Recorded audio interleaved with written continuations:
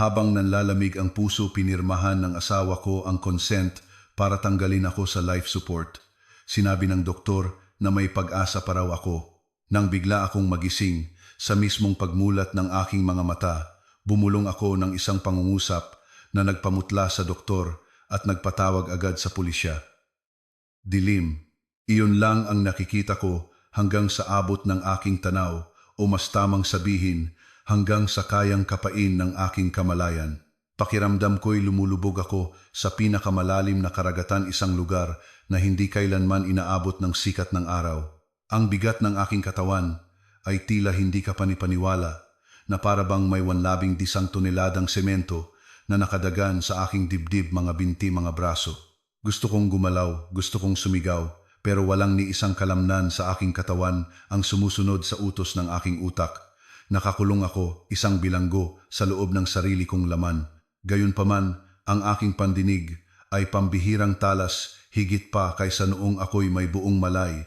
Naririnig ko ang ugong ng ventilator na nagbobomba ng hangin sa aking mga baga sa isang paulit-ulit at nakakatakot na ritmo. Beep beep. Ang tunog ng heart monitor ang naging tanging senyales na ako'y buhay pa, na hindi pa nililisan ng aking kaluluwa ang walang magawang katawan na ito. Kamusta na po siya, Doktor?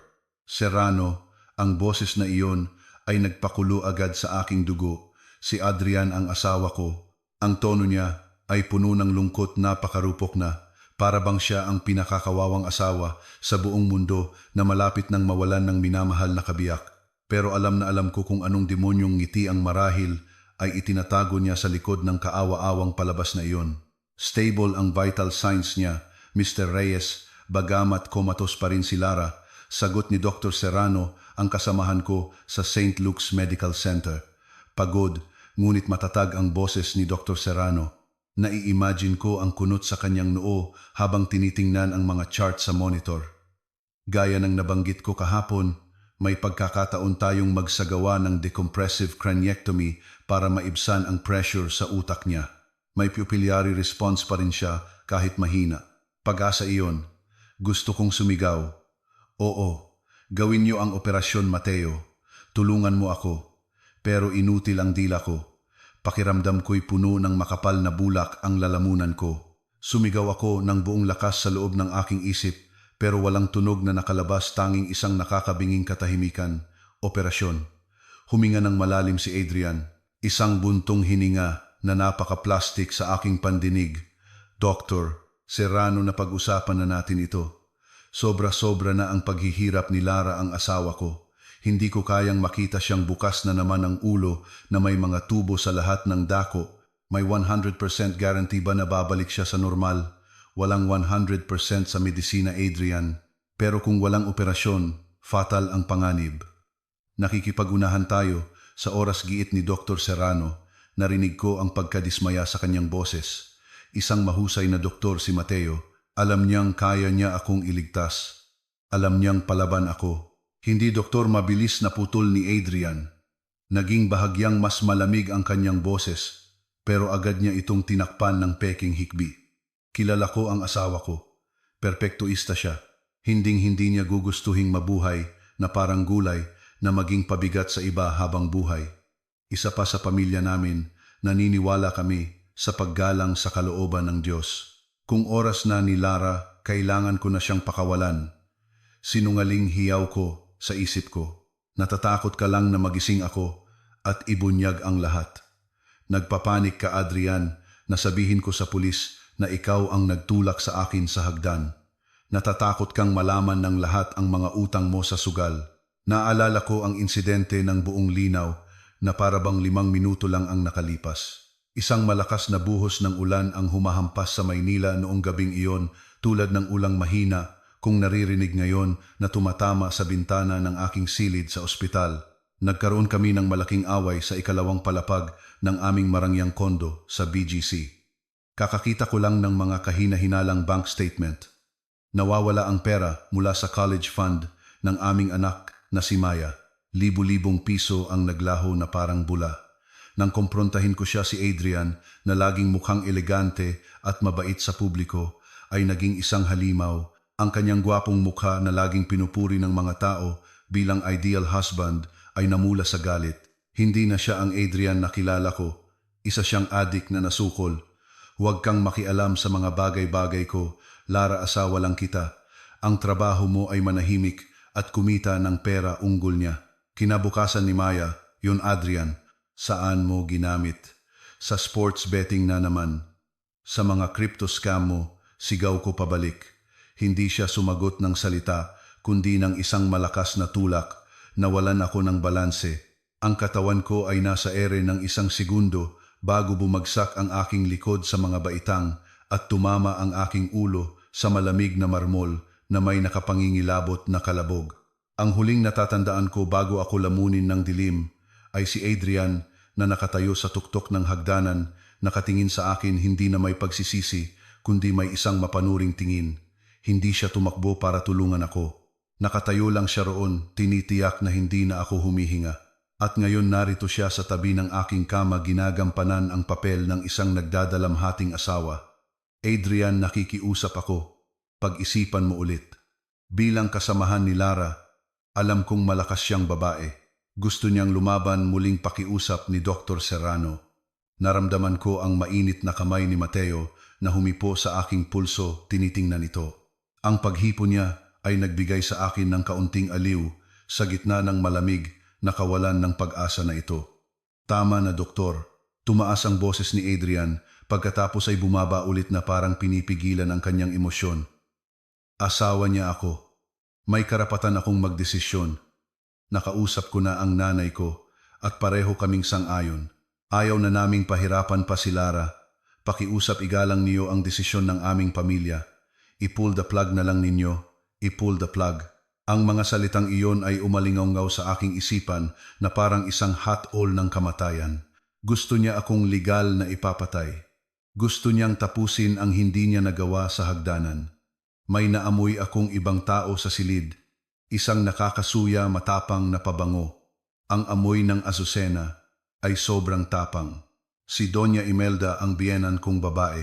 Dr. Matinis at matalas ang boses ni Imelda. Tama ang anak ko. Ito na ang kapalaran ni Lara. Siguro babala na rin ito sa kanya sa sobrang pagiging abala sa karera at nakakalimutan ang tungkulin niya bilang asawa. Huwag niyo nang pahabain ang pagdurusa ng anak ko na pabalik-balik sa ospital para alagaan ang asawang wala ng pag-asa. Hayaan niyo na siyang magpahinga. Nadurog ang puso ko. Hindi lang ang asawa ko kundi pati ang biyenan ko ay gusto akong mamatay.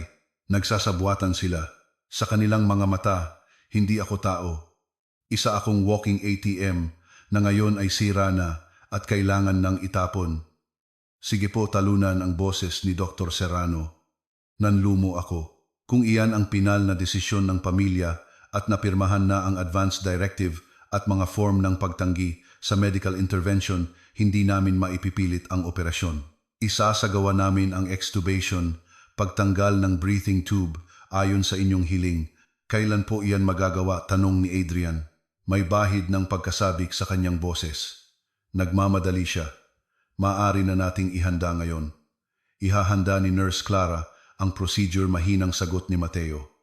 Hindi ngayon, na Diyos ko, tulungan niyo po ako. Ayaw ko pang mamatay. Kailangan kong iligtas si Maya. Kailangan kong iligtas ang mga ari-arian ko sa mga lintana ito. Kailangan kong sabihin sa buong mundo kung sino talaga si Adrian. Tinipon ko ang bawat hibla ng aking lakas. Nag-focus ako sa dulo ng aking daliri sa paa, sa aking talukap ng mata, sa kahit anong posibleng gumalaw. Gumalaw ka, Lara, gumalaw ka, utos ko sa sarili kong katawan. Pero wala, nanatiling walang kagalaw-galaw ang aking katawan. Isang piraso ng walang buhay na laman. Isang lamig ang gumapang mula sa aking mga paa. Hindi ang lamig ng silid kundi ang nagyayelong takot sa nalalapit na kamatayan. Narinig ko ang mga yabag na papalapit. Ang amoy ng mamahaling pabango ni Adrian na may halong bahagyang amoy ng panis na sigarilyo ay malapit sa aking mukha. Yumuko siya, inilapit ang kanyang mga labi sa aking tainga. Sorry, mahal. Ibinulong niya ito ng napakahina na sigurado akong hindi maririnig ni Mateo at ni Nurse Clara. Pagkawala mo ang life insurance policy mo ang magbabayad sa lahat ng utang ko. Sa wakas, naging kapaki-pakinabang ka rin. Ang mga salitang iyon ay nagpaalab sa aking kaluluwa. Isang hindi kapani-paniwalang galit ang sumabog sa aking dibdib. Mas mainit pa sa apoy, mas malakas pa sa takot. Gusto niya akong patayin para sa insurance money. Tinawag niya akong kapaki-pakinabang kapag patay na ako. Hayop ka. Ang galit na iyon ang nag-trigger ng kung ano sa aking utak. Bumaha ang adrenaline sa aking natutulog na nervous system. Nagsimulang bumilis ang tibok ng aking puso. Beep, beep, beep, beep, beep.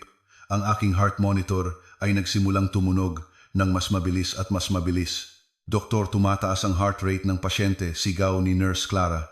Lara, sigaw ni Mateo. Sa dilim na iyon lumaban ako. Kinalmot ko ang mga pader ng pagkaparalisadong ito gamit ang mga kuko ng aking galit. Hindi ako mamamatay ngayon. Hindi sa kamay ng lalaking ito. Ang mabilis na tunog ng heart monitor ang naging soundtrack ng aking paglaban. Beep, beep, beep, beep. Ang ritmo nito ay magulo katugma ng sumasabog na kaguluhan sa aking dibdib. Hindi na ako isang pasibong pasyente.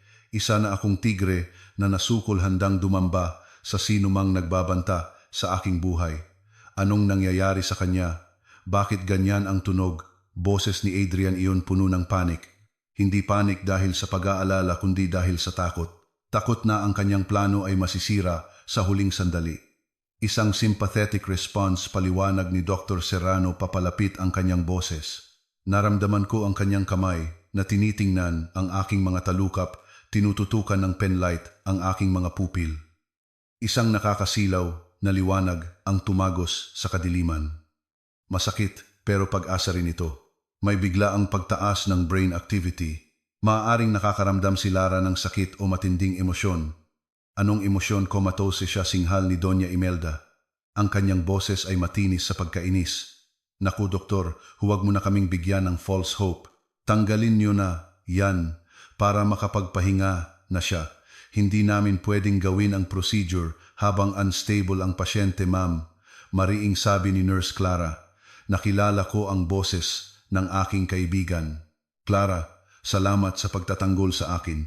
Itinuon ko ang lahat ng natitira kong lakas sa isang punto, ang aking mga mata. Ang aking mga talukap ay parang sinbigat ng bakal na selyado ng isang hindi nakikitang super glue. Pero wala akong pakialam. Ang galit ko kay Adrian at Imelda ay isang mas malakas na panggatong kaysa sa anumang stimulant. Inisip ko ang mukha ni Maya, ang aking munting anak, na kailangan pa ang kanyang ina. Kung mamamatay ako ngayon, si Maya ay palalakihin ng mga halimaw na ito. Uubusin ni Adrian ang mana ko sa sugal at mapapabayaan si Maya. Hindi iyon pwedeng mangyari. Bumukas kayo, mga mata. Sa isang malalim na hininga na tila pumunit sa aking dibdib, pinilit kong paganahin ang mga kalamnan ng aking talukap. Dahan-dahan nagsimulang pumasok ang puting liwanag ng ICU, malabo na kakasilaw. Lahat ay malabong hugis at hindi pokusado. Doktor, tingnan niyo, sigaw ni Nurse Clara. Kumurap ako minsan 2 beses. Ang mga hugis sa harap ko ay nagsimulang maging malinaw, isang mukha. Ang nag-aalalang mukha ni Mateo ay nasa ibabaw ko mismo. Sa likod niya ay si Clara, nakatakip ang kamay sa bibig. Ang mga mata ay puno ng luha. At sa sulok nakita ko sila, si Adrian at si Imelda. Agad na namutla ang mukha ni Adrian na parang abo kasing puti ng papel. Nanlaki ang kanyang mga mata na parang nakakita ng multo na bumangon mula sa libingan. Hindi sinasadyang napaatras siya, natapilok sa IV stand at napayanig ito. Nakabukas ang kanyang bibig pero walang tunog na lumabas. Ang maskara ng nagdadalamhating asawa na suot niya ay gumuho na palitan ng isang ekspresyon ng purong takot. Alam niyang narinig ko ang huli niyang bulong. Si Imelda ay nanigas, ang mga kamay ay nakakapit sa kanyang mamahaling leather bag. Ang mukha ng matandang babae ay nanigas, ang kanyang mga labi ay isang manipis at di sumasang-ayong linya. Lara, naririnig mo ba ako? Tanong ni Mateo. Nanginginig sa emosyon ang kanyang boses habang mas lalo siyang yumuko. Sinubukan kong sumagot pero tuyong-tuyo ang lalamunan ko. Ang tubo ng ventilator ay nakasaksak sa aking bibig na nagparamdam sa akin na parang masusuka. Masakit. Isang mahinang ungol lang ang nagawa ko. Huminahon ka, Lara, huminahon ka. Naka-ventilator ka pa. Huwag mong labanan ang makina malumanay na utos ni Mateo. Tumingin siya kay Clara. Ihanda ang Winning sa ventilator. Fully conscious na siya. Susubukan nating i-extubate siya ngayon kung sapat ang kanyang spontaneous breathing. Biglang humakbang si Adrian. Sinusubukang bawiin ang kontrol sa kabila ng takot na nakaukit sa kanyang mukha. Teka doktor, conscious lang siya. Reflex lang. Yan bago siya mamatay. Alam nyo na, sabi nila may huling hirit bago matapos ang lahat. Diba? Napakaduwag mo Adrian. Kahit nakadilat na ang mga mata ko, inaasahan mo pa rin ang kamatayan ko. Humarap si Mateo kay Adrian na may matalim na tingin na ngayon ko lang nakita sa kanya. Mr. Reyes, minulat ng asawa niyo ang kanyang mga mata at sinadya niyang tumingin ng direkta. Hindi ito reflex, ito ay malay. Ang proseso ng pagtanggal ng breathing tube ay napakasakit. Pakiramdam ko ay may hinuhugot na isang mahabang ahas mula sa kaibuturan ng aking mga baga. Umubo ako ng malakas. Nag-aapoy ang aking dibdib. Tumulo ang mga luha mula sa sulok ng aking mga mata. Maingat na nilinis ni Nurse Clara ang plema sa aking bibig at naglagay ng oxygen mask sa aking mukha. Huminga ka Lara, dahan-dahan ginabayan ako ni Mateo. Sabik kong nilanghap ang purong oxygen. Masakit ang aking mga baga ngunit ang sakit na iyon ay patunay na ako'y buhay. Tinitigan ko si Adrian, isang tingin na nagpapadala ng malinaw na mensahe. Nagsisimula pa lang ang digmaan. Balisa si Adrian. Kinapa niya ang bulsa ng kanyang pantalon. Marahil ay ang kanyang cellphone o sigarilyo o isang paraan para makatakas. Mahal, salamat sa Diyos at nagising ka, sabi niya. Ang kanyang boses na parang wala sa tono ay sinubukang lumapit at hawakan ang aking kamay. Mahina kong inalis ang aking kamay, tinatanggihan ang kanyang paghipo. Nakakadiri. Ang kanyang balat ay parang lason. Lara, nagulat si Adrian sa aking pagtanggi. Tumingin ako kay Mateo. Kailangan kong sabihin sa kanya ngayon, bago magkaroon ng pagkakataon si Adrian na manipulahin ang sitwasyon o saktan akong muli kapag walang ibang tao sa paligid. Ang aking boses ay isang paos na bulong halos hindi marinig, parang papel de liha sa kahoy. Doktor, nagawa kong itawag. Agad na inilapit ni Mateo ang kanyang tainga sa aking mga labi. Oo Lara, dahan-dahan lang. Anong masakit sa'yo? Tinipon ko ang aking huling hininga. Tumingin ako kay Adrian na maingat na nagmamasid sa akin. Nakayuko siya, sinusubukang makinig. Ilayo mo. Siya, iginalaw ko ang aking mga mata patungo kay Adrian. Naintindihan ni Mateo. Itinaas niya ang isang kamay, sinenyasan si Adrian na umatras. Pakiusap, bigyan niyo po kami ng espasyo, Mr. Reyes. Atubiling umatras si Adrian, hindi inaalis ang tingin sa akin. Nagsimulang mamuo ang malamig na pawis sa kanyang sentido. Kinapitan ko ang kwelyo ng surgical gown ni Mateo, pinilit siyang mas lumapit. Napakalapit na siya lang ang makakarinig ng aking bulong. Ito ang susi sa pagbagsak ni Adrian. Ito ang aking tunay na life insurance policy.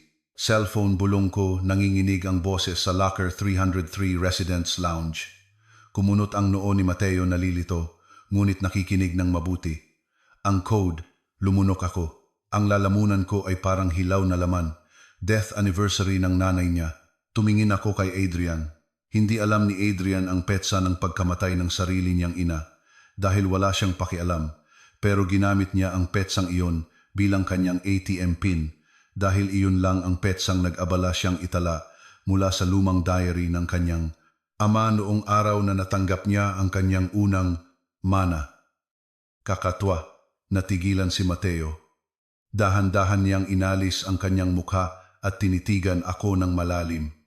Nakita niya ang kaseryosohan at takot doon. Neurosurgeon siya, matalino siya. Agad niyang naunawaan na hindi ito ang pagdedeliryo ng isang pasyenteng kagagaling sa koma. Ito ay isang distress signal. Ang mukha ni Mateo na puno ng medikal na pag-aalala ay namutla. Napagtanto niya ang implikasyon ng aking sinabi. Isang nakatagong cellphone, isang lihim na code, ang takot ng isang pasyente sa sarili niyang asawa.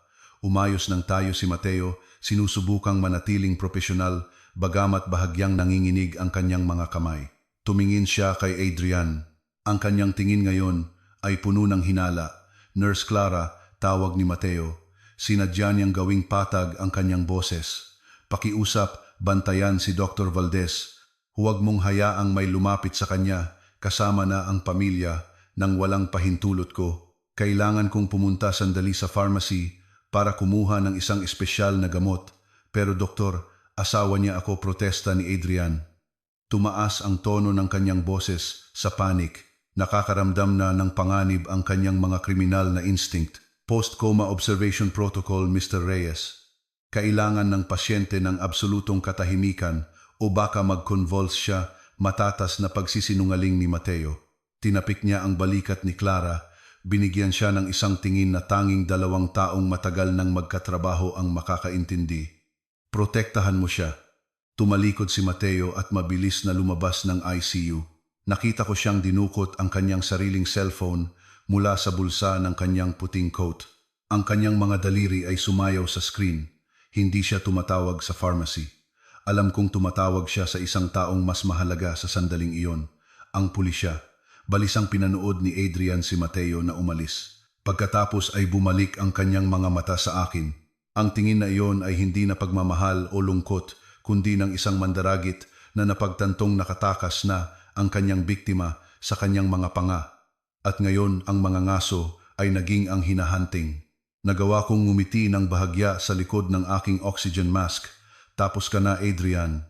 Ang atmosfera sa silid ay naging tahimik, ngunit hindi ito isang mapayapang katahimikan. Ito ang mabigat at kargadong katahimikan bago ang isang bagyo kasing siksik ng hangin sa ilalim ng madilim na ulap bago bumagsak ang kidlat. Matapos mawala sa paningin si Dr. Serrano, dumoble ang tensyon sa silid. Nakahiga pa rin ako nang mahina ang kalahati ng aking buhay ay tila hinila pabalik mula sa libingan habang ang isa pang kalahati ay nagpupumilit na manatiling nakakapit sa totoong mundo. Si Nurse Clara ay nagbabantay sa tabi ng aking kama, ang kanyang postura ay depensibo. Sa sandaling iyon hindi lang siya isang nurse para sa akin. Siya ang huling kuta na nagpoprotekta sa akin mula sa dalawang mandaragit na nakatayo sa paanan ng aking kama. Si Adrian at ang kanyang madrasta si Doña Imelda. Oo, si Imelda ay madrasta ni Adrian, ang babaeng nagpakasal sa kanyang ama para sa pera nito at pinalaki si Adrian na sambahin ang material na yaman. Pareho silang nakatitig sa akin. Si Adrian na may hindi maitagong pagkabalisa, ang kanyang paa ay nagmamartsa ng isang nakakairitang ritmo sa vinyl na sahig ng ospital. Ang kanyang mga mata ay gumagala sa silid, paminsan-minsan ay sumusulyap sa pinto kung saan umalis si Mateo at pagkatapos ay bumabalik sa akin na may hindi mabasa na ekspresyon, isang halo ng takot at malalim na puot. Bakit ang tagal ni Dr. Serrano? Unggol ni Adrian, binasag ang katahimikan. Paos ang kanyang boses. Tumingin siya sa kanyang peking Rolex, isang high-end na replika na ginagamit niya para pahangain ang kanyang mga kliyente sa negosyo. Pumunta lang siya sa pharmacy. Dapat 10 minuto lang yon. Baka busy po ang Central Pharmacy, sir. Marami pong biktima ng aksidente dahil sa bagyo sa labas. Mahinahong sagot ni Nurse Clara bagamat nakita kong nakakuyom ang kanyang mga kamao sa kanyang tagiliran. Alam ni Clara na may mali. Alam ni Clara na hindi pumunta si Mateo sa pharmacy. Sinubukan kong ayusin ang aking paghinga sa likod ng oxygen mask. Bawat paglanghap ay parang paghit-hit ng mga labaha, matalim at masakit, ngunit ang sakit ang nagpapanatili sa akin na may malay. Lumipad ang isip ko sa cellphone, isang luma at sira-sirang prepaid phone na itinago ko, 3 buwan na ang nakalipas. Naamoy ko na ang bulok na pag-uugali ni Adrian noon pa. Nagsimulang mawala ang pera sa aming joint account. Pagkatapos nagsimulang lumitaw ang mga pasa sa aking katawan, laging sa mga lugar na natatakpan ng damit. Matalino si Adrian sa kanyang pang-aabuso. Hindi niya ako kailanman sinasampal sa mukha dahil bilang doktor kailangan kong makita ang mga pasyente. Sinasaktan niya ako sa itaas na braso, hita o tiyan, mga bahaging maitatago ko sa ilalim ng aking ipinagmamalaking puting coat. Binili ko ang second-hand phone na iyon sa isang maliit na tindahan sa labas ng Maynila gamit ang cash para hindi matrace. Doon ko itinago ang lahat. Mga recording ng aming mga away, mga larawan ng mga pasa na lihim kong kinukuhanan sa banyo ng ospital at isang video ng pag-amin ni Adrian noong lasing siya. Isang video kung saan ipinagmamalaki niya ang kanyang plano sa insurance. Itinago ko ito sa Locker 303, isang locker sa luma at bihirang gamitin na residence lounge dahil sira ang kandado nito at nasa isang mamasa-masang sulok. Ako lang ang nakakaalam kung paano ito buksan gamit ang isang partikular na katok. Lalabas lang ako sandali, biglang sabi ni Adrian naglalakad patungo sa pinto. Tila huminto ang puso ko. Alam ko, nahulaan ko, matalino si Adrian, matalas ang kanyang mga kriminal na instinct. Kung susundan niya si Mateo at malaman niyang wala ito sa pharmacy, malalaman niyang may inilabas akong impormasyon. Maari siyang maging desperado. Pasensya na Mr. Reyes. Matigas ang boses ni Clara na nagpatigil kay Adrian. Utos po ni Dr. Serrano na manatili kayo rito. Baka kailanganin namin ang agarang pahintulot ng pamilya kung lumala ulit ang kondisyon ni Dr. Valdez. Lumingon si Adrian, namumula ang mukha. Kailangan kong manigarilyo. Na-stress ako sa pagtingin sa asawa ko ng ganito. Sino ka para pigilan ako? Nurse ka lang. Sumusunod lang po ako sa utos ng attending physician, matapang na sagot ni Clara, at ini-sterilize po ang pasilyo ngayon dahil sa paglipat ng isang infectious na pasyente. Hindi po kayo pwedeng lumabas sa susunod na 10 minuto. Isang kasinungalingan. Nagsisinungaling si Clara para pigilan siya dito. Gusto ko siyang pasalamatan, pero mahina lang akong kumurap. Suminghal si Doña Imelda, lumapit sa aking kama. Ang nakakasuya niyang pabangong azucena ay nagpabaliktad sa aking sikmura. Tumingin siya sa akin ng may paghamak na parang dumi ako sa kanyang mamahaling sapatos. Tingnan mo ang ginawa mo, Lara, bulong niya. Mahina ang kanyang boses pero sapat na malinaw para marinig ko. Inaabala mo ang lahat. Kung mabuti kang asawa, hindi mo ipaparana sa asawa mo ang stress na ito. Dapat namatay ka na lang ng payapa. Tumulo ang mga luha ng galit sa sulok ng aking mga mata. Alam ng babaeng ito kung gaano kasama ang kanyang stepson, pero nagbubulag-bulagan siya para sa buwanang allowance na ibinibigay sa kanya ni Adrian, pera na ninakaw mula sa aking mga ipon. Bigla parang may napagtanto si Adrian. Nanlaki ang kanyang mga mata. Tumingin siya sa akin. Pagkatapos ay sa pinto. Ang kanyang mukha ay naging maputlang maputla. Marahil naalala niya ang pagkakataong nahuli ko siyang naghahalungkat sa aking bag, naghahanap ng ebidensya. Marahil napagtanto niya na ang aking bulong ay hindi lang isang daing ng sakit. Tabi, itinulak ni Adrian ang balikat ni Clara nang malakas na nagpatalsik sa aking kaibigan sa isang cart ng gamot. Ang kalabog ng metal ay bumasag sa tensyon. Sir, huwag po kayong manakit, sigaw ni Clara.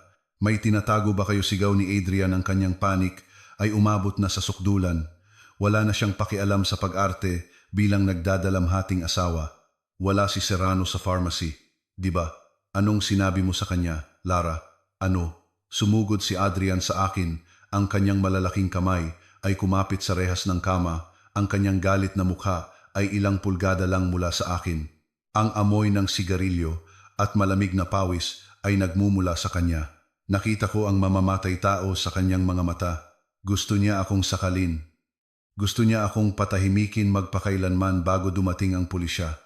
Sagutin mo ako, umungol siya, niyugyog ang rehas ng kama. Sumigaw ang aking heart monitor habang tumataas ang tibok ng aking puso. Beep, beep, beep, beep. Security, sigaw ni Clara nang buong lakas pinindot ang emergency button sa pader. Nagpanik si Adrian. Alam niyang ubos na ang oras niya. Binitawan niya ang rehas at tumakbo patungo sa labasan. Kailangan niyang pigilan kung anuman ang ginagawa ni Mateo. Kailangan niyang burahin ang ebidensya. Ngunit habang bumubukas ang automatic door, biglang naputol ang pagtakas ni Adrian. Sa bukana, 2 matipunong security guard na ang humaharang sa daan at sa likod nila hingal man, ngunit may matagumpay na tingin sa kanyang mukha ay si Dr. Mateo Serrano. Sa kanyang kamay, hawak niya ang isang bagay na nagpalambot sa mga tuhod ni Adrian. Isang luma itim na prepaid phone na basag ang screen. Ang aking Pandora's box, tila umuungol ang bagyo sa labas. Galit na humahampas sa bintana ng ICU, kasabay ng unos na sumasabog ngayon sa loob ng silid. Isang kidlat ang nagliwanag sa mukha ni Adrian.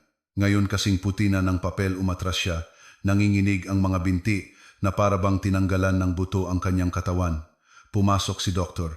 Serrano kasunod ang dalawang lalaking nakasibilyan na ang aura ng autoridad ay hindi maikakaila. Mga pulis.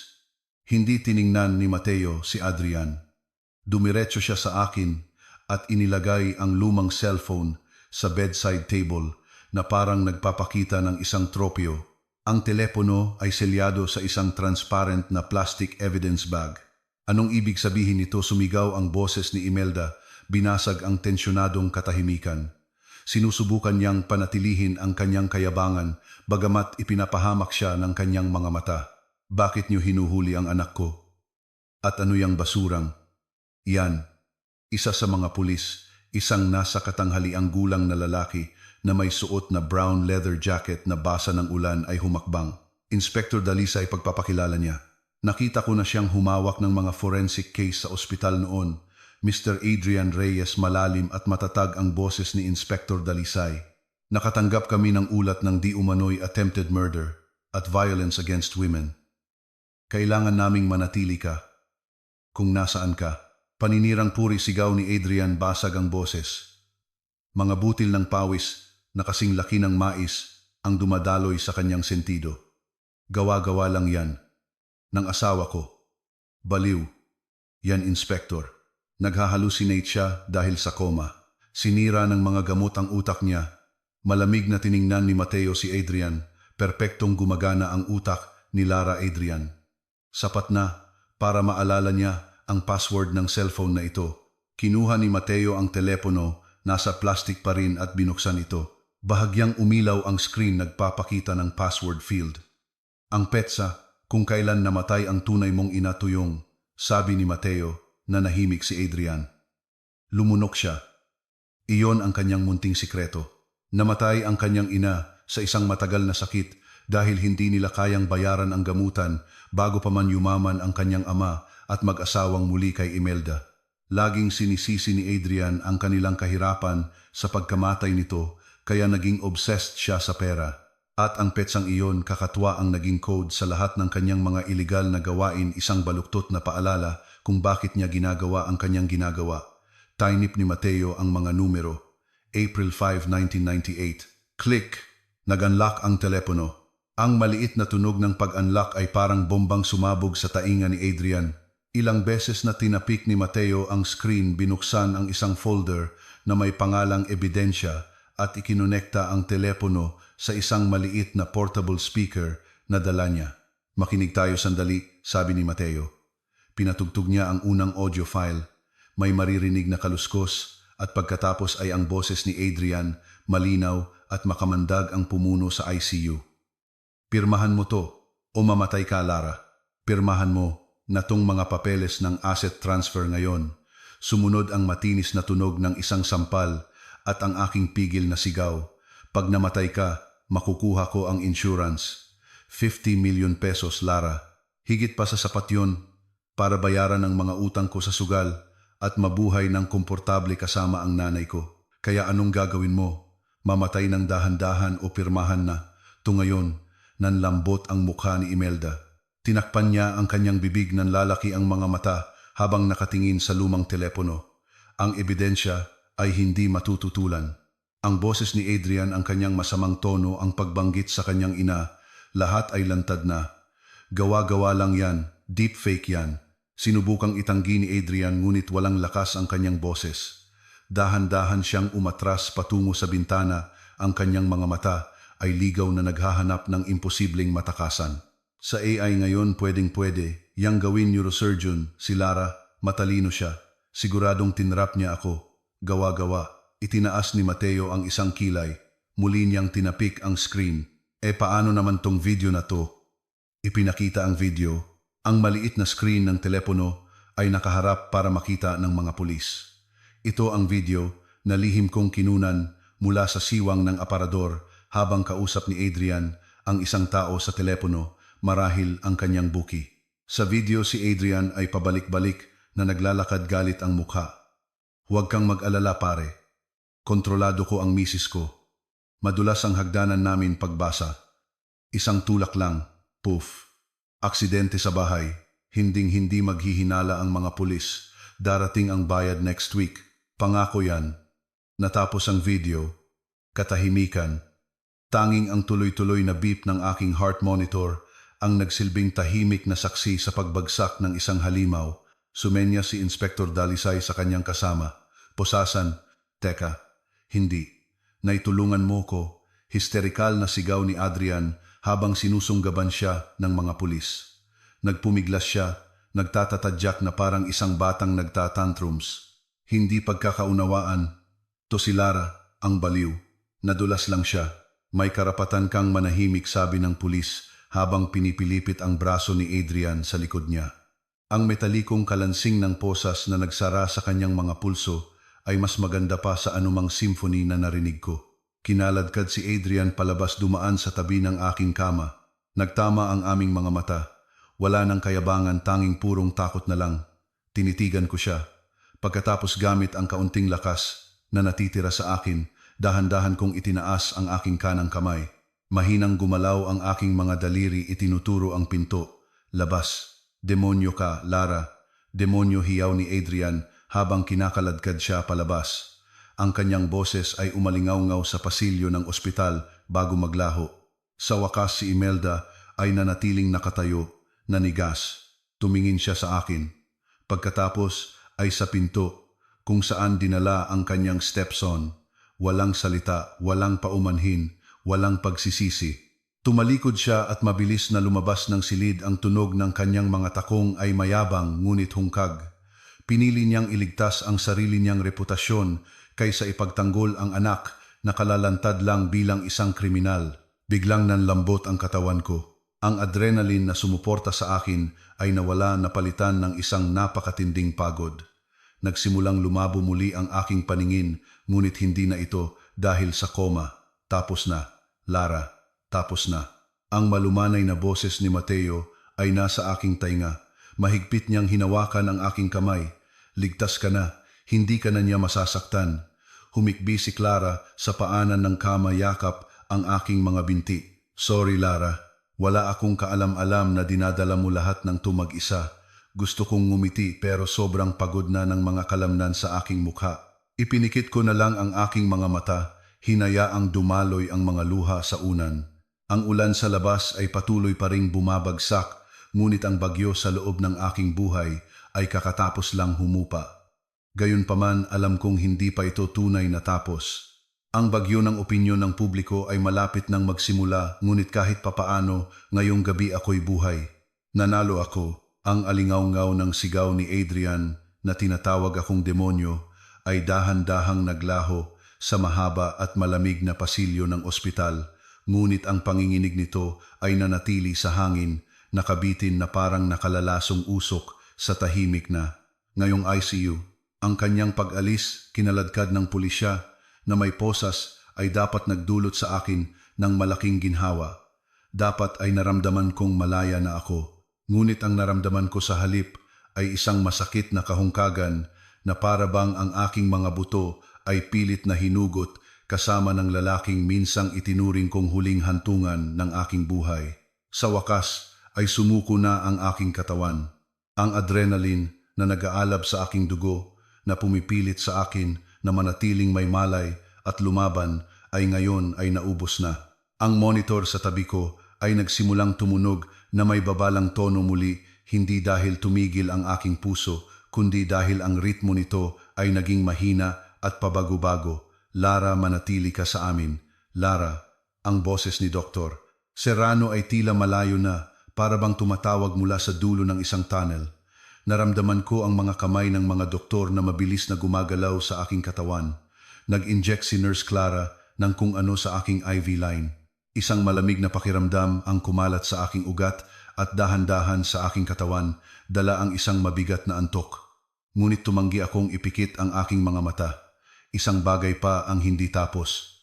Isa pang buhay ang nakataya sa nakamamatay na larong ito ng chess. Mayabulong ko.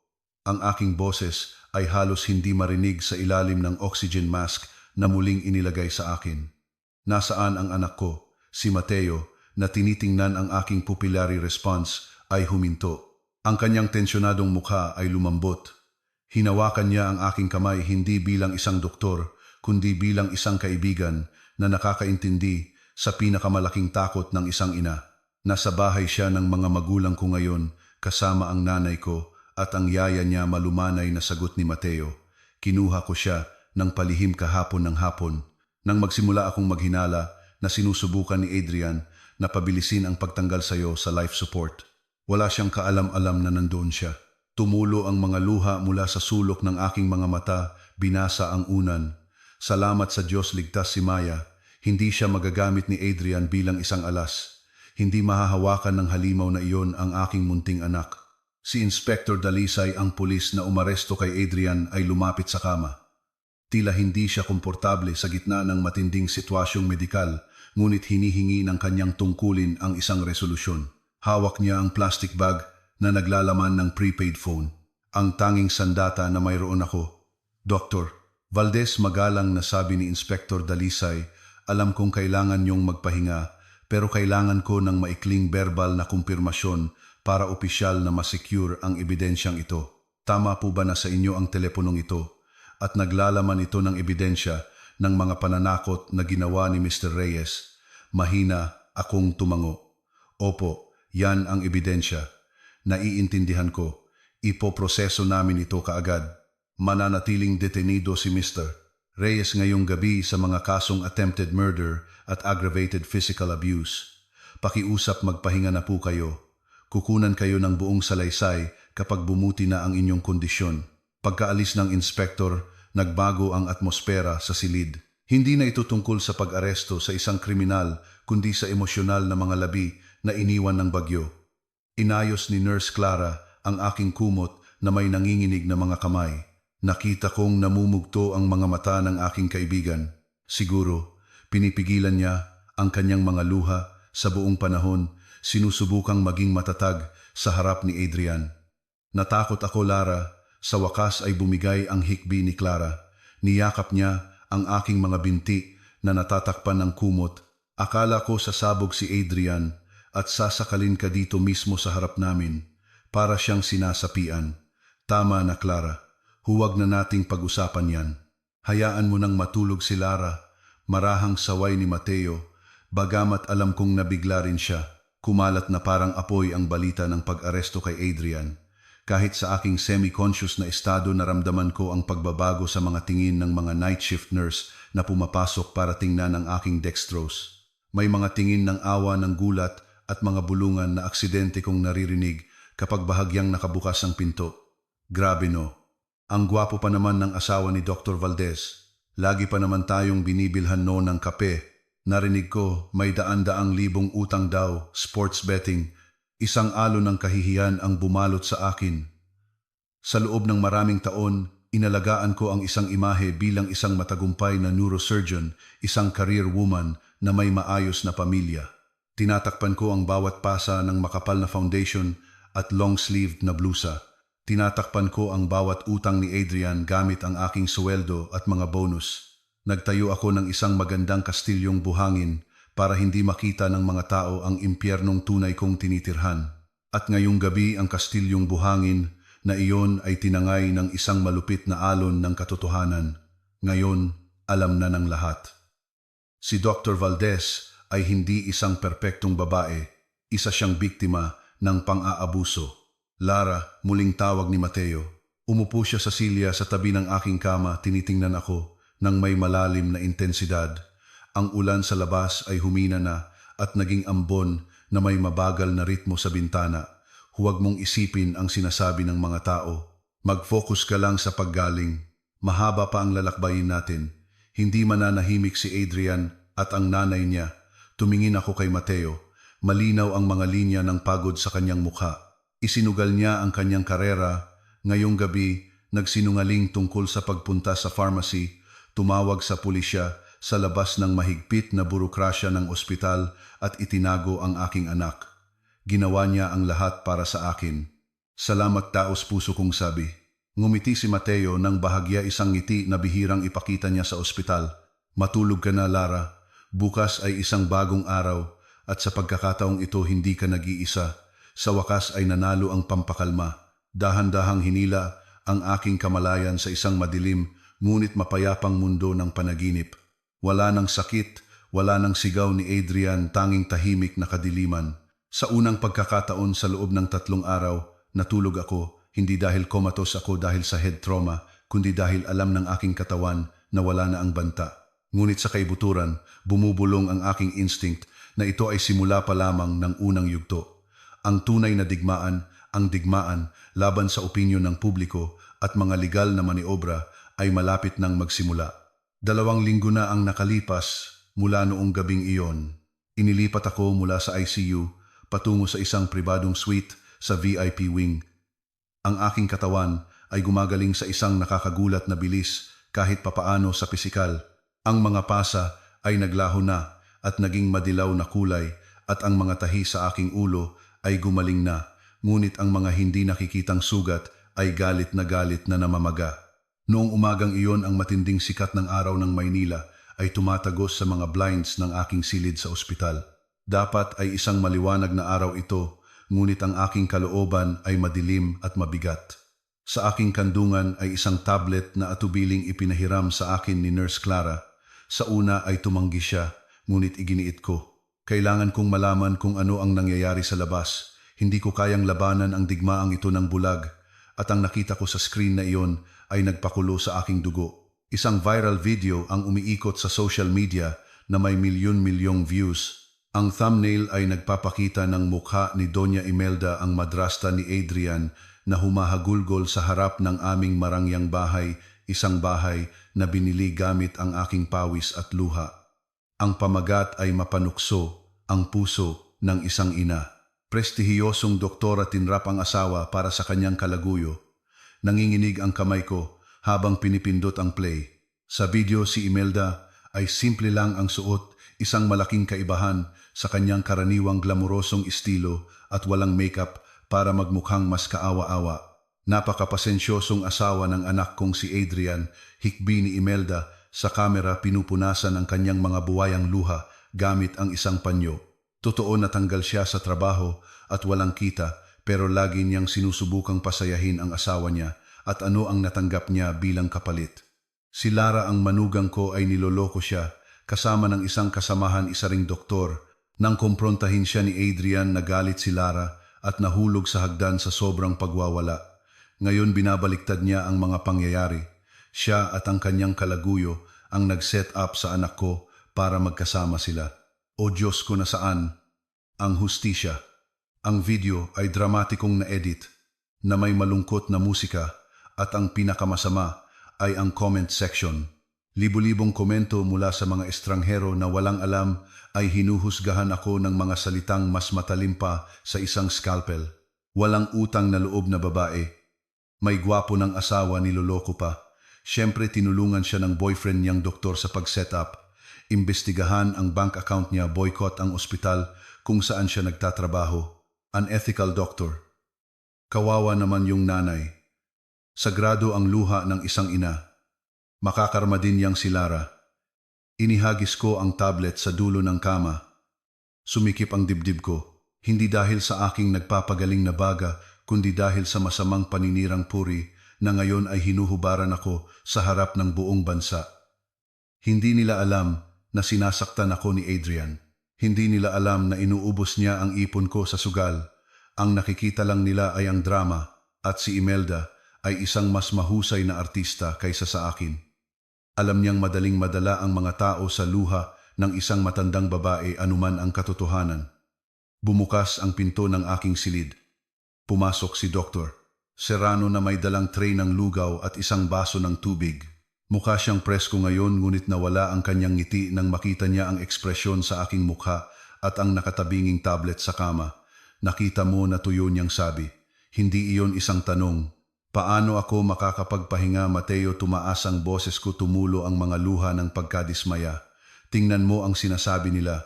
Sinasabi nilang may affair tayo, na inosente si Adrian. Binabaliktad ni Imelda ang lahat. Ang karir ko, ang reputasyon ko, sira na. Iniwan ni Mateo ang tray at humila ng isang upuan. Hindi niya ako sinubukang aliwin ng mga walang lamang klisyes. Tumingin siya sa akin nang may matalas na determinasyon. Makinig ka, Lara. Isa itong classic na stratehiya, mahinahon niyang sabi. Siguradong kinumbinsi ng abogado ni Adrian si Imelda na gawin ito. Trial by media ang tawag diyan. Alam nilang matibay ang ating mga legal na ebidensya, ang mga recording, ang video, ang mga medical report, kaya hindi sila mananalo sa korte. Ang tanging paraan nila ay sirain ka sa isip gamit ang opinyon ng publiko. Gusto nilang ma-depress ka at iurong ang mga kaso o magmukhang mentally unstable sa harap ng hukom. Pero masakit, Mateo, iniinsulto nila tayo. Hayaan mo silang tumahol, tayo ang may nakamamatay na kagat. Kinuha ni Mateo ang sarili niyang cellphone. Katatapos lang ng forensic team na i-recover ang data mula sa laptop ni Adrian na kinuha nila sa bahay ninyo. Alam mo ba kung anong nahanap nila? Isang chat history sa pagitan ni Adrian at isang babaeng nagngangalang Zyril. Siya ang tunay na kalaguyo ni Adrian. At hulaan mo kung ano, buntis si Zyril ng 4 na buwan. Huminto ang mundo ko sandali. Buntis basag ang boses ko, kaya bukod sa sugal siya rin. Oo, ang pera na akala mo'y nawala sa sugal, malaking bahagi ang napunta sa apartment ni Zyril sa may Quezon City, patuloy ni Mateo. Nakahanap din ng ebidensya ang pulisya ng mga transfer mula sa account ni Adrian patungo sa isang online bookie noong mismong araw na nahulog ka. Malinaw ang motibo. Kailangan niya ang pera mula sa iyong life insurance para bayaran ang kanyang mga utang at suportahan ang kanyang buntis na kalaguyo. Ang balita ay tumama sa akin na parang isang maso, ngunit kakatwa sa pagkakataong ito, hindi ito masakit. Ito ay isang pagpapatunay. Ito ay bala. Ito ang patunay na hindi ako baliw. Itatago natin ang alas na ito para sa paglilitis, sabi ni Mateo. Hayaan mo munang magsalita si Imelda. Kung gaano kataas ang lipad niya sa kanyang mga kasinungalingan, ganoon din kalakas ang pagbagsak niya kapag inilantad natin ang lahat. Biglang bumukas muli ang pinto. Sa pagkakataong ito, isang maliit na figura ang tumakbo, papasok na may masayang mga yapak, agad na binago ang malungkot na silid. Mami, si Maya, ang aking munting anak, ay tumalon sa aking mga braso nang walang pag-aalinlangan ibinaon ang kanyang mukha sa aking leeg. Ang amoy ng kanyang buhok, ang pamilyar na amoy ng baby powder, ay agad na nagbura sa amoy ng gamot at online na paninirang puri. Niyakap ko siya nang mahigpit na parang natatakot akong mawala siya kung bibitawan ko siya. I missed you, Mommy, malambing niyang sabi. Sabi ni Tito Mateo, sumakit daw ang ulo mo sa sobrang trabaho. Okay ka na ba? Tiningnan ko ang mga inosenteng bilog na mata ni Maya. Wala siyang alam tungkol sa kanyang ama. Hindi niya alam na sinubukan niyang patayin ang kanyang ina. At gagawin ko ang lahat para protektahan ang inosenteng iyon hanggat maaari. Okay na, si Mami anak. Bakit ka nandito? Sagot ko, hinahalikan ang kanyang noo. Si Mateo ay nakatayo sa likod ni Maya, nakangiti ng mainit. Ang presensya nilang dalawa ay nagbigay sa akin ng lakas na hindi kayang ibigay ng anumang gamot. Maaaring nasa panig ni Imelda ang libu-libong netizens at bayad na trolls. Maaaring may matalinong abogado si Adrian. Pero nasa akin ang katotohanan. Nasa akin si Mateo. At higit sa lahat, mayroon akong dahilan para mabuhay. Mateo, tawag ko. Ang aking boses ngayon ay mas matatag. Pinunasan ko ang luha sa aking mga pisngi. Walang saysay na umiyak para sa mga komento ng mga estranghero. Oo, Lara, tumawag ka ng pinakamahusay na abogado na kilala mo. Hindi ako aatras. Kakaladkarin ko silang lahat sa impyernong ginawa nila para sa akin. At tungkol naman sa mapanirang puri na video na iyon, tumingin ako sa tablet na bukas pa rin. Hindi tayo sasagot ngayon. Kokolektahin natin ang bawat isa sa mga malisyosong komentong iyon. Ididemanda ko silang lahat ng libel pagkatapos makulong si Adrian. Ngumiti si Mateo ng malapad at may pagmamalaki. Iyan ang Dr. Lara Valdez na kilala ko. Gising na ang tigre. Maaring patuloy na umuungal ang bagyo ng paninirang puri. Sa labas ang mga kidlat ay tumatama sa aking mabuting pangalan. Ngunit sa loob ng silid na ito, kasama ang aking anak at ang lalaking tunay na nagpoprotekta sa akin, Naramdaman kong kalmado ako. Handa na ako sa paglilitis. Handa na akong harapin ang mga ipokritong iyon. Akala ni Adrian kaya niya akong sirain. Nagkamali siya ng malaki. Kalilikha lang niya ng kanyang pinakamatinding kaaway. Dumating ang araw ng paglilitis na may kulay abong at mapang-aping kapaligiran na parabang nararamdaman ng langit ng Maynila ang mabigat na dalahin sa aking dibdib.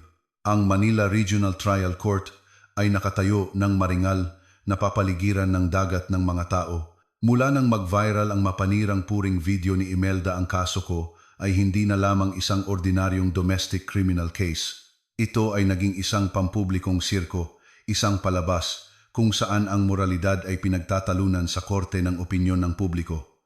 Nakaupo ako sa likod ng sasakyan ni Dr. Serrano, pinipilipit ang aking nanlalamig na mga kamay. Sa labas, dose-dosenang mga reporter na may mga nakahandang kamera ang nagkukumpulan na parang mga langgam sa asukal. Ang mga flash ng kamera ay sumabog na parang kidlat bago pa man tumapak ang aking mga paa sa semento. "Handa ka na, Lara?" tanong ni Mateo, tinitingnan ako sa rear view mirror. Ang kanyang mahinahong mga mata ay nagbibigay ng kaunting angkla sa bagyo. "Handa man o hindi, kailangan kong harapin ito, Mateo. Para kay Maya. Para sa sarili ko," sagot ko, mas sinusubukang kumbinsihin ang aking sarili kaysa sa kanya. Sa sandaling bumukas ang pinto ng sasakyan, sumabog ang kaguluhan. Agresibong isiniksik ang mga mikropono sa aking mukha, halos tumama sa aking ilong. "Dr. Valdez, ano ang sagot niyo sa mga akusasyon ng inyong biyenan tungkol sa pagtataksil? Totoo ba na ang audio recording ay gawa ng AI, Dr. Serrano, ano ang tunay na relasyon ninyo sa asawa ng akusado?"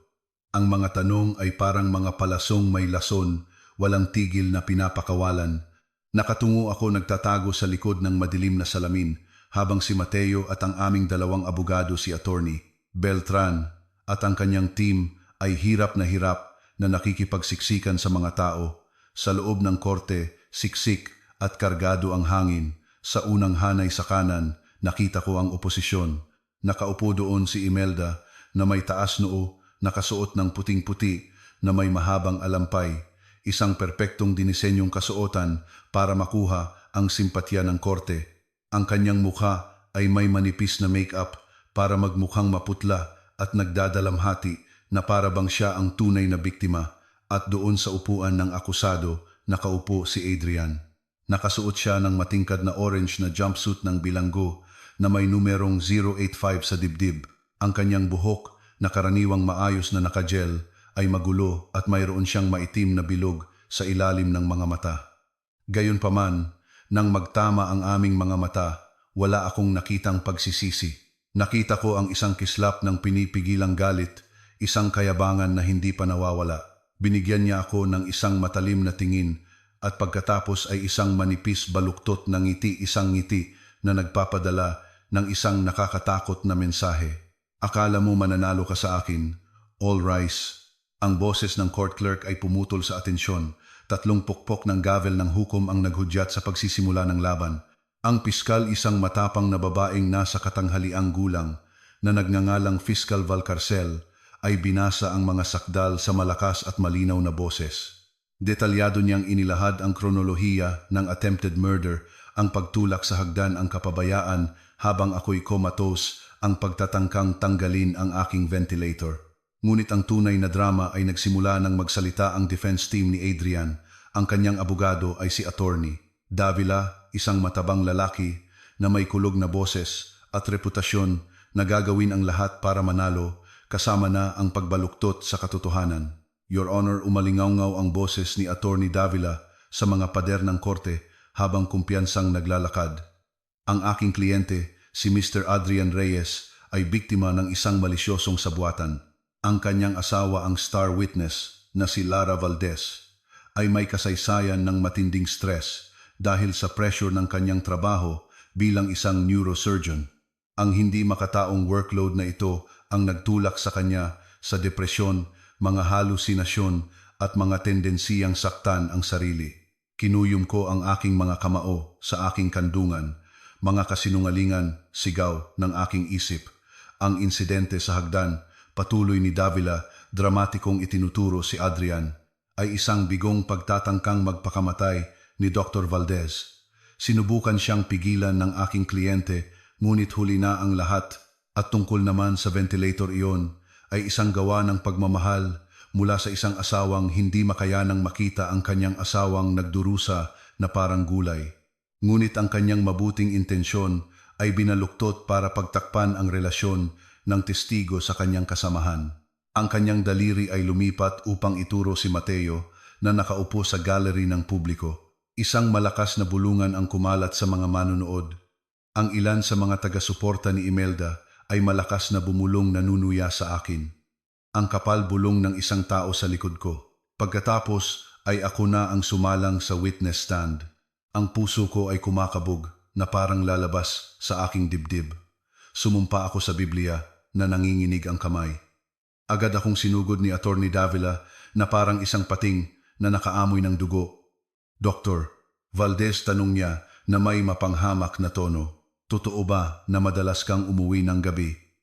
Opo, iyon po ay isang pangangailangan ng aking propesyon bilang isang doktor matatag. Kung sagot, sinusubukang panatilihing matatag ang aking boses. At totoo rin na madalas kayong mag-isa ni Dr. Serrano sa Residence Lounge. Isa po itong pampublikong espasyo sa ospital. Pinag-uusapan po namin ang mga kaso ng pasyente. Nag-uusap ng mga pasyente o nagpaplano ng iba pa, putol ni Attorney Davila. Maging tapat ka, Dr. Valdez. Naramdaman mo na ang iyong walang trabahong asawa si Mr. Reyes ay hindi naka-level mo. Tama ba? Ikinahihiya mo na mayroon kang asawang walang trabaho kaya naghanap ka ng aliw sa mga bisig ng isang mas matagumpay na lalaki at pagkatapos ay naghanap ng paraan para mawala ang iyong asawa ng walang gulo ng diborsyo at hatian ng ari-arian. Objection, Your Honor, sigaw ni Fiscal Valcarcel. Ang mga tanong ng kagalang-galang na abogado ay espekulatibo at nangaabuso sa testigo. I'm simply exploring the motive. Your Honor, ganti ni Davila na may tusong ngiti. Huminga ako ng malalim, tumingin ng direkta sa hukom. Your Honor, hinding-hindi ko ikinahiya ang isang asawang nahihirapan. Ang ikinahihiya ko ay ang magkaroon ng isang asawang nagnakaw sa college fund ng sarili niyang anak para isugal at pagkatapos ay sinubukang patayin ang kanyang asawa ng matuklasan. Tumawa si Davila ng may panunuya. Sugal na saan ang ebidensya? Iyan ay isang walang basehang akusasyon lamang. Nasa amin ang ebidensya, mahinahong sabat ni Fiscal Valcarcel. Your Honor, hinihiling po namin ang pahintulot na i-play ang mga legal na nakuhang electronic evidence. Isang audio recording mula sa telepono ng biktima bago mismo ang insidente, CCTV footage mula sa ospital at forensic data mula sa laptop ng akusado. Ang dating kalmadong mukha ni Adrian ay nanigas. Galit siyang bumulong kay Davila, ngunit ang kanyang abogado ay nanatiling tahimik habang inaprubahan ng hukom ang mosyon. Ang buong korte ay natahimik. Nang i-play ng technician ang unang audio file, isang kaluskos na tunog ang pumuno sa silid. Pagkatapos ay dumating ang boses ni Adrian. Malinaw, malupit, walang filter. Pirmahan mo to o mamatay ka, Lara. Pirmahan mo na tong mga papeles ng asset transfer ngayon. Ang tunog ng isang malakas na sampal. Pak! Pagkatapos ay ang aking pigil na sigaw. Pag namatay ka, makukuha ko ang insurance. 50 million pesos, Lara. Higit pa sa sapat. Yon para bayaran ang mga utang ko sa sugal at mabuhay ng komportable kasama ang nanay ko. Kaya anong gagawin mo? Mamatay ng dahan-dahan o pirmahan na to ngayon? Napasinghap ang buong korte. Ang mga bulungan ay naging isang alon ng pagkabigla. Ang mga mukha sa gallery na dati nakatingin sa akin nang may paghamak ay ngayon ay namumutla.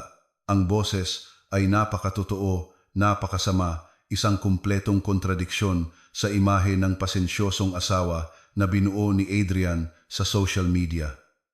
Napayuko si Adrian, ang kanyang mga kamay ay nakakapit sa kanyang mga tuhod. Ang malamig na pawis ay tumutulo sa kanyang sentido. Gawa-gawa lang yan, AI-generated yan. Biglang sigaw ni Adrian, tumayo. Doktor, yan matalino. Yan kayang-kaya niyang gumawa ng kahit ano. Sit down, sigaw ng hukom. Kung itinatanggi ng akusado ang audio, sabi ni Fiscal Valcarcel na may bahagyang matagumpay ng ngiti, tingnan natin ang visual evidence. Ito ay isang video na lihim na kinunan ng biktima mula sa isang aparador habang kausap ng akusado sa telepono. Ipinakita ang video sa isang malaking projector screen. Nakita si Adrian na pabalik-balik na naglalakad sa aming silid-tulugan. Isang sigarilyo ang nakasabit sa kanyang mga labi, galit ang mukha. Huwag kang mag-alala pare, kontrolado ko ang misis ko. Madulas ang hagdanan namin pagbasa. Isang tulak lang, poof, aksidente sa bahay.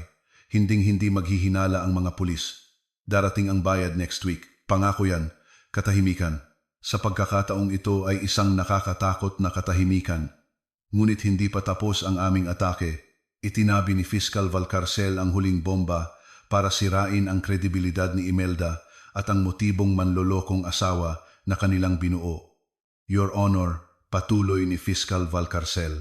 Inaakusahan ng depensa ang biktima ng pagkakaroon ng relasyon.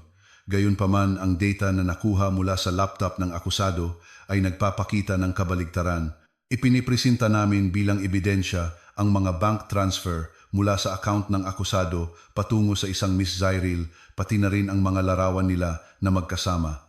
Nagbago ang projector screen, isang listahan ng mga bank transfer na nagkakahalaga ng daan-daang libong piso sa nakalipas na 6 na buwan ang lumitaw. Pera na pinaghirapan kong kitain araw at gabi, pera na para sa kinabukasan ni Maya, at ang huling nakamamatay na dagok ay ang huling larawan. Si Adrian na may braso na nakayakap ng buong pagmamahal sa isang batang babae sa isang marangyang apartment. Ang babae ay nakasuot ng isang masikip na damit na nagpapakita ng kanyang buntis na tiyan, ginamit ni Mr.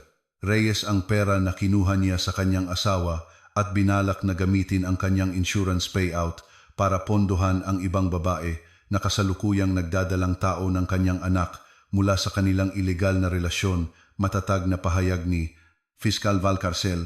Sumabog ang korte, anak ng sigaw ng isang lalaki sa likod. Ngunit ang pinaka nakakakilabot na reaksyon ay nagmula kay Imelda. Ang mukha ng matandang babae ay parang abo na parabang naubos ang lahat ng dugo sa kanya. Nanlaki ang kanyang mga mata na nakatingin sa screen. Pagkatapos ay napunta ang mga ito sa kanyang stepson na may tingin ng absolutong hindi paniniwala. Para kay Imelda, ang pera ay Diyos. Ang makita ang pera ng pamilya na napupunta sa ibang babae ay ang pinakamatinding pagtataksil. Adrian, nanginginig ang boses ni Imelda, pumutol sa kaguluhan. Totoo ba to? Sabi mo ang perang. Yan ay para sa isang investment sa isang mining business. Sabi mo si Lara ang magastos.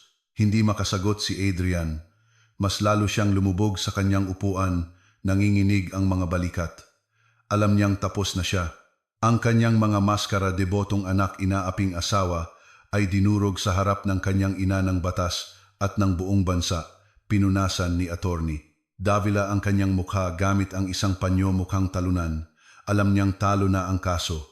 Tama na biglang sigaw ni Adrian, ang kanyang boses ay basag na parang salamin. Sinipa niya ang mesa sa harap niya na nagpatumba dito. Oo, ginawa ko. Masaya na kayo. Kasalanan niya lahat. Itinuro ako ni Adrian gamit ang isang nanginginig na daliri. Ang kanyang mga mata ay pula at basa sa luha ng galit at desperasyon.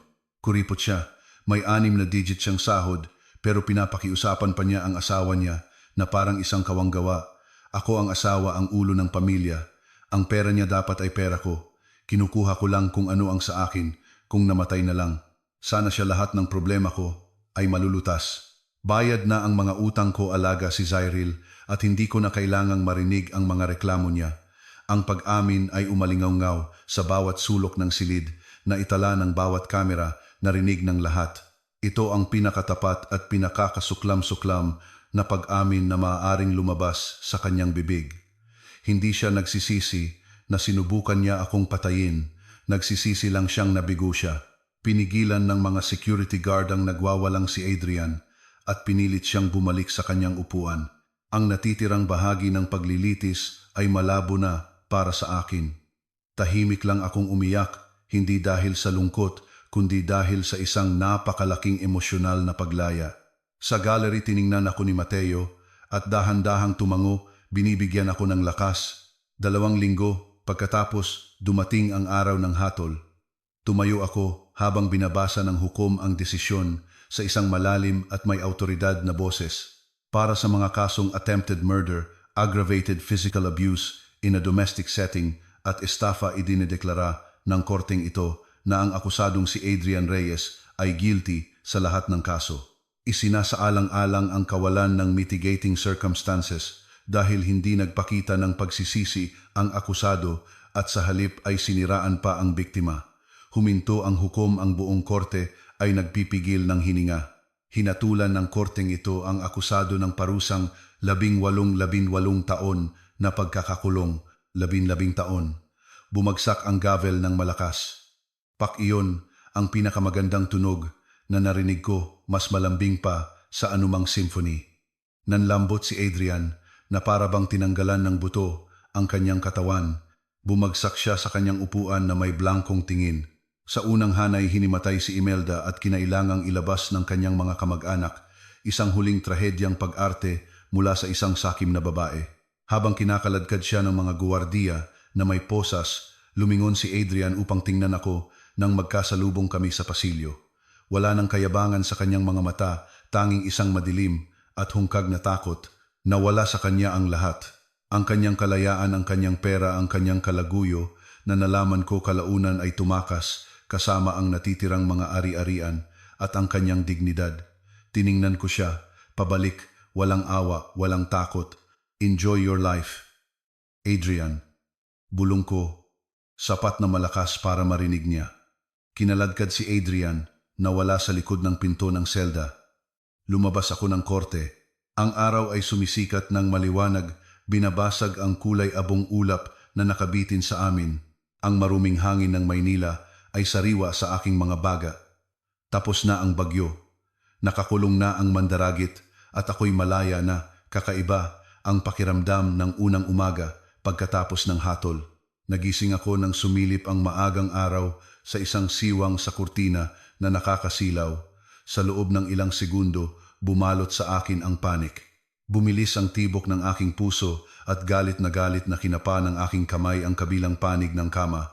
Takot na mahanap ang katawan ni Adrian, doon maamoy ang kanyang panis na amoy ng sigarilyo, marinig ang kanyang galit na unggol. Ngunit ang espasyo sa tabi ko ay walang laman, malamig at tahimik. Dahan-dahan pumasok ang katotohanan sa aking kamalayan. Wala na si Adrian. Nasa New Bilibid Prison na siya natutulog sa isang malamig na sementadong sahig, hindi sa queen size na kutson na ito. Huminga ako ng malalim at mahaba na ramdaman ng oxygen na pumupuno sa aking mga baga ng walang pamilyar na bigat ng takot. Ngunit ang isang tagumpay sa korte ay hindi isang instant na lunas. Maaaring gumaling na ang aking mga pisikal na sugat. Wala na ang mga tahi sa aking ulo. Ngunit ang mga sugat sa aking kaluluwa ay nanatiling bukas na bukas. Sa unang buwan madalas akong magising sa kalagitnaan ng gabi, basang-basa sa malamig na pawis, naririnig ang mga yabag sa hagdanan o nananaginip na itinutulak ako sa isang madilim na bangin. Pakiramdam ko pa rin ay may nagmamasid sa akin. Ang paggaling ay hindi isang tuwid na linya. May mga araw na pakiramdam ko ay napakalakas ko na para bang kaya kong sakupin ang mundo. Ngunit may mga araw na kaya ko lang magkulong sa ilalim ng kumot, umiiyak ng walang dahilan. Pakiramdam ko'y marumi at tanga dahil minahal ko ang isang halimaw na tulad ni Adrian sa loob ng maraming taon. Bakit hindi ko ito nakita noon, Mateo? Tanong ko isang hapon sa isang informal na therapy session namin sa isang tahimik na coffee shop. Doktor ako.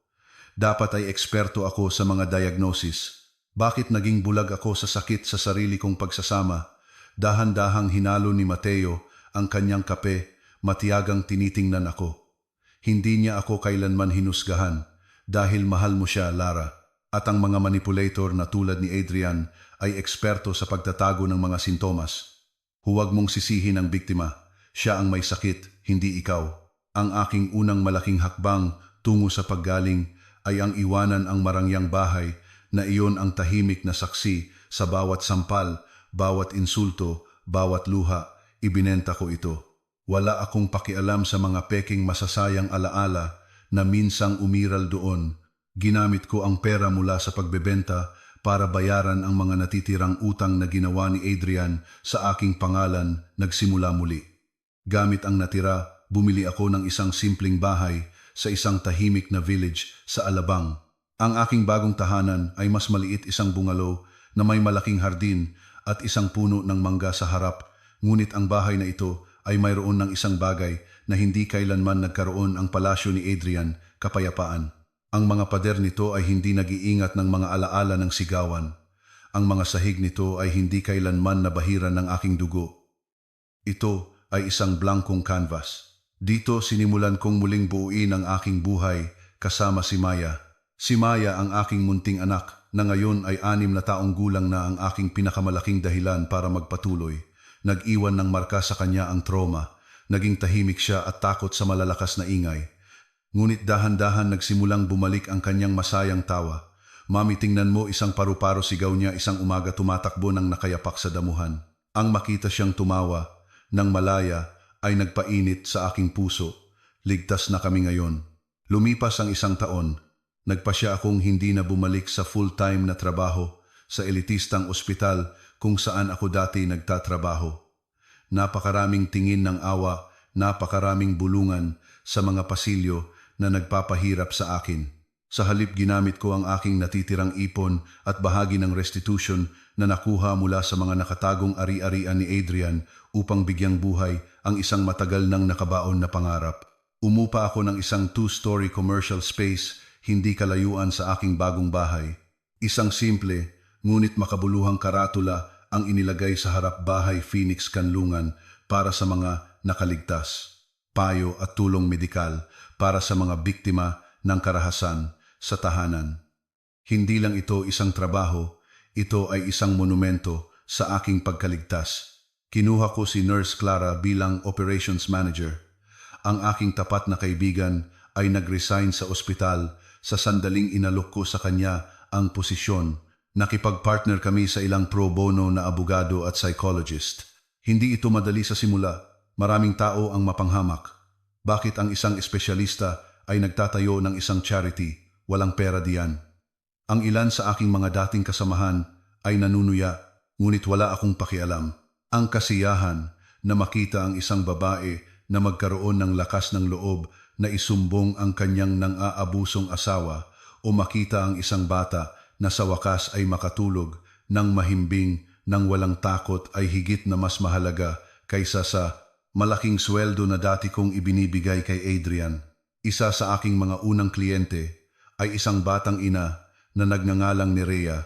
Pumasok siya na may pasa sa mukha tulad ko noon. Umiyak siya, sinasabing ang kanyang asawa ay isang kilalang tao sa komunidad at natatakot siyang walang maniniwala sa kanya. Hinawakan ko ang kanyang kamay at tinitigan siya ng malalim. "Naniniwala ako sa iyo, Nerea. Maaring tumalikod ang mundo, ngunit dito pinakikinggan ka. Lalabanan natin ito. Sasamahan kita." 3 buwan pagkatapos ng sa wakas ay nanalo si Nerea sa buong kustudiya ng kanyang anak at nakalaya sa kanyang asawa. Ang yakap na ibinigay niya sa akin ay mas nakapagpagaling kaysa sa anumang therapy na natanggap ko. Napagtanto ko na sa pagpapagaling sa iba, dahan-dahan kong pinapagaling ang aking sarili. At sa gitna ng aking bago at abalang buhay, isang tao ang nanatiling isang pastayanaya at tahimik na presensya, tulad ng isang pasensyosong daungan na naghihintay sa isang barkong sinalanta ng bagyo. Si Dr. Mateo Serrano ay hindi kailanman namilit, hindi kailanman nagpahayag ng kanyang pag-ibig sa malalaking kilos o matatamis na salita. Ang kanyang pagmamahal ay ipinapakita sa maliliit na bagay. Pagdadala ng paboritong donut ni Maya tuwing weekend, pag-aayos ng tumutulong gripo sa center, tahimik na pag-upo kasama ko sa aking beranda kapag pagod na pagod ako. Isang gabi, isang malakas na ulan ang bumuhos sa Alabang. Nakaupo kami sa aking sala. Si Maya ay mahimbing na natutulog sa kanyang silid. Katutulong lang sa akin ni Mateo na tapusin ang pagsulat ng isang grant application para sa center. "Hindi ka ba napapagod, Mateo?" Bigla kong tanong, binasag ang katahimikan na puno ng tunog ng ulan. Pabalik-balik mula Maynila, hanggang alabang nag-aalaga ng isang traumatized na single mom. Ibinaba ni Mateo ang kanyang ballpen. Tumingin siya sa akin. Ang kanyang mahinahong tingin ay laging nagpapakaba sa aking puso. Lara, hindi ako napapagod kung ikaw ang destinasyon. Ilang taon akong naghintay na makita kang masaya, na makita kang ngumiti ng malaya tulad ng ginagawa mo ngayon. Higit pa sa sapat na yon para sa gasolina. Napuno ng luha ang aking mga mata. Naisip ko si Adrian na laging kinakalkula ang tubo at lugi sa aming relasyon na laging humihingi na pagsilbihan. At ngayon, narito ang isang lalaking nagbibigay ng hindi humihingi na nagmamahal ng walang kondisyon. Sira pa rin ako, Mateo, bulong ko. Nanginginig ang aking boses. Takot akong magsimula muli. Takot akong magkamali ulit sa pagpili. Lumapit si Mateo, ngunit nanatili pa rin siyang may magalang na distansya. Hindi niya ako hinawakan, ngunit ang kanyang presensya ay napakalapit. Hindi ka sira, Lara. Under construction ka. At ako'y isang napakapasensyosong kontratista. Hindi kita hinihilingang pakasalan ako bukas o sa susunod na buwan. Hinihiling ko lang ang pahintulot na manatili dito na makasama ka hanggang matapos ang construction. Tumulo ang mga luha sa aking mukha. Hindi mga luha ng kalungkutan, kundi ng napakatinding emosyon. Dahan-dahan akong tumango. Huwag kang aalis, ha? Ngumiti si Mateo. Isang tunay na ngiti na umabot sa kanyang mga mata. Hindi ako aalis. Ang mga araw ay naging mga linggo, ang mga linggo ay naging mga buwan. Ang aming mga buhay ay nanirahan sa isang bagong mapayapang ritmo. Nakatanggap ako ng balita tungkol kay Adrian mula sa aking dating abogado. Sa kulungan walang perang panuhol sa mga guwardiya, si Adrian ay naging isang madaling target para sa ibang mga preso. Dahil sa kanyang status bilang isang woman beater, nasa pinakamababang antas siya ng herarkiya sa bilangguan. Madalas siyang may sakit payat na parang tingting at mukhang mas matanda pa sa kanyang edad. Ang kanyang inang si Imelda ay nawalan ng lahat at ngayon ay nakatira sa mga malalayong kamag-anak sa isang maliit na probinsya, iniiwasan ng alta sosyedad na dati niyang sinasamba. Totoo ang karma. Hindi ito dumating na may isang pasabog na paghihiganti, kundi may isang malamig at tahimik na hustisya. Hindi ko na sila kinamumuhian. Nakakapagod ang puot. Nakaramdam lang ako ng malayong awa at pagkatapos ay kinalimutan ko na sila. Sila ay isang saradong kabanata ng aking nakaraan. Noong hapong iyon nakaupo ako sa beranda ng center pagkatapos umuwi ng lahat ng staff. Ang papalubog na araw ay may mga kulay ng ginto at kahel isang canvas ng pag-asa. Si Maya ay nagdodrawing sa isang maliit na mesa sa tabi ko. Nagdodrawing siya ng 3 tao, ako siya, at isang matangkad na lalaking may salamin na nakahawak sa aming mga kamay. Si Tito Mateo ba? Yan tanong ko, hinahaplos ang kanyang buhok. Masiglang tumango si Maya. Opo, kailan po magiging papa ko si Tito Mateo? Yung mga kaklase ko po, sinusundo sila ng papa nila. Gusto ko rin po noon. Mahina akong tumawa at tumingin sa gate. Kakarating lang ng sasakyan ni Mateo. Bumaba siya kumakaway na may kanyang signature na malapad ng ngiti, may dalang isang bag ng donut. Ang hapon na araw sa kanyang likuran ay nagpamukha sa kanyang nagniningning. Kinuha ko ang aking cellphone at binuksan ang front camera, hindi para mag-record ng ebidensya ng isang krimen tulad ng ginawa ko noon sa telepono mula sa Locker 303. Sa pagkakataong ito, gusto kong i-record ang kaligayahan. Gusto kong ibahagi ang aking kwento para patunayan na kahit pagkatapos ng pinakamadilim na gabi, laging sumisikat muli ang araw. Hello sa inyong lahat, sabi ko sa kamera. Ang aking ngiti ay buo at tunay. Salamat sa pagsunod sa aking mahabang paglalakbay mula sa pagbagsak hanggang ngayon. Ang Locker 303 ay nag-ingat ng isang madilim na sikreto na halos kumitil sa aking buhay. Ngunit mula sa dilim na iyon, natutunan kong lumikha ng sarili kong liwanag. Tapos na ang bagyo, at para sa inyo na maaaring nasa parehong sitwasyon, kung nasaan ako noon, pakiusap, huwag kayong sumuko. Kayo ay mahalaga, kayo ay malakas, at maniwala kayo sa akin, ang kaligayahan ay naghihintay sa inyo. Ipinilig ko ang kamera kay Maya na tumatakbo para yakapin si Mateo. Ang imaheng iyon ang aking anak, at ang lalaking nagmamahal sa kanya na parang sarili niyang anak ay ang pinakamagandang bagay na nakita ko. Ang aking buhay ay hindi na isang trahedya. Ito ay isang kwento ng tagumpay.